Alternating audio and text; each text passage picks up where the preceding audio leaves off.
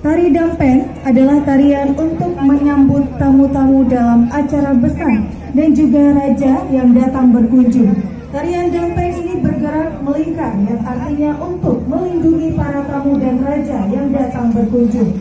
Tarian ini juga dikolaborasikan dengan tarian Ambe-Ambeken yang mana filosofinya dulu kala ada seorang putri yang ingin dipinang dengan seorang raja, tapi dia tidak mau dinikahi oleh raja tersebut.